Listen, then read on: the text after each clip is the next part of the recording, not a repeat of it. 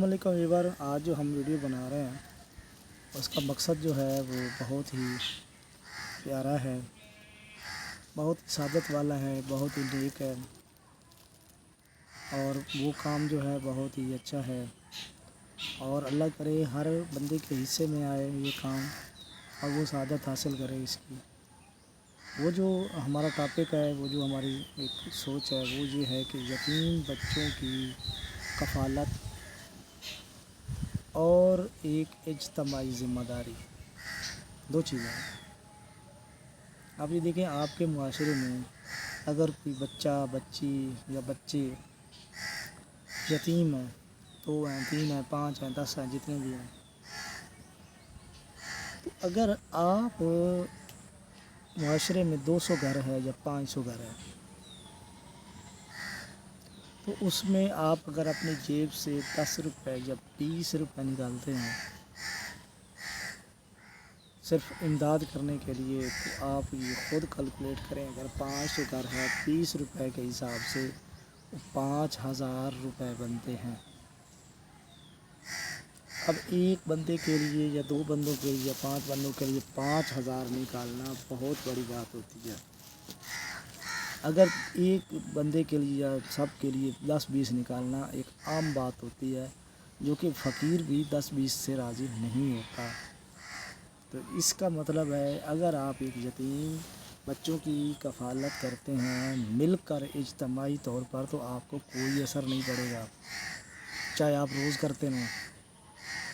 अगर रोज़ का 5-6 हज़ार एक बंदे से लिया जाए या दूसरे से, या 10-12 घर जितने भी अफोर्डेबल कर सकते हैं उनसे, तो फिर उनको असर पड़ेगा, बहुत सा असर पड़ेगा। एक दिन उन्होंने हाथ खड़े कर देने हैं कि बस है हमारी, हम नहीं कर सकते अफोर्ड।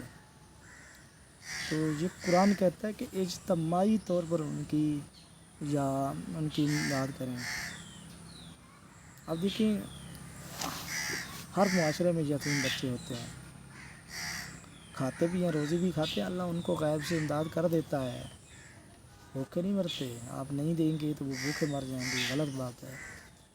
लेकिन फिर भी आपको चाहिए कि इज्तमाही इमदाद करें, हर बंदा अपना हिस्सा दे, उससे किसी को असर भी नहीं पड़ेगा और उसको उसकी इमदाद भी हो जाएगी। और दूसरी बात यह है कि एक और नुक्ते की बात है, जो जितना इस्तात रखता है उतना ही उसकी इमदाद करे। अगर मैं 100 की इस्तात रखता हूँ, मैं 100 देना चाहिए मुझे। एक बंदे की 50 की इस्तात है, ताकत है, तो वो 50 दे, किसी की 10 की है, किसी की 5 की है। ये नहीं है कि वो कहे कि एक गरीब भी 20 रुपये दे रहा है और अमीर भी अपनी जेब से 20 रुपये निकाले। ये शर्म से डूब जाना चाहिए उसको, क्योंकि देखिए अल्लाह ने आपको दिया है तो उसको खर्च करो और बढ़ेगा। और आप क्या कर रहे हैं, उनकी जगह 20 दे रहे हैं या 30 दे रहे हैं, ये गलत बात है। अपनी इस्तात देखो, मैं कितना अफोर्ड कर सकता हूँ और कितना मैं ज़्यादा से ज़्यादा इसकी मदद कर सकता हूँ, ये चीज़ें देखनी चाहिए। सबको एक जैसा नहीं समझना चाहिए। और यतीम आपकी ही कफ़ालत के ज़रिए असर हैं, आपने ही करना है, कोई तीसरा नहीं आएगा।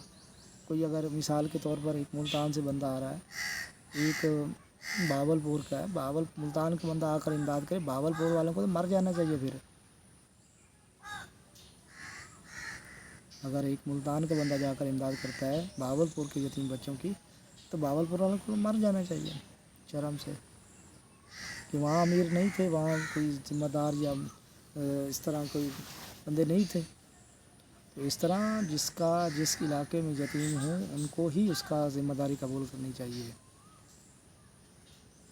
बाकी यतीम बच्चों की तो क्या है, वो जिसने जितना दे देना उन्होंने ले लेना है, उन्होंने इनकार नहीं करना। ये बातें याद रखें। यतीम की कफ़ालत बहुत बड़ी सादत है और उसकी ज़िम्मेदारी मुआशरे वालों पर आयद होती है, जो कि उसके करीबी हैं। वो कोई हुकूमत की तरफ नहीं आएंगे जो हुकूमत देगी। तो इसलिए आपने अपनी ज़िम्मेदारी के साथ यतीमों की इमदाद करनी है और जितना हो सके बढ़ चढ़ कर हिस्सा लें। और ये सब के सामने भी इमदाद ना किया करें, छुप कर किया करें, ताकि अल्लाह भी राज़ी हो जाए, अल्लाह का नबी भी राज़ी हो जाए और आपका पर्दा भी फाश ना हो। तो आज तक इतना ही इस वीडियो में। एक नई वीडियो के साथ नेक्स्ट वीडियो में मिलेंगे। آج تک اتنا ہی، اللہ حافظ۔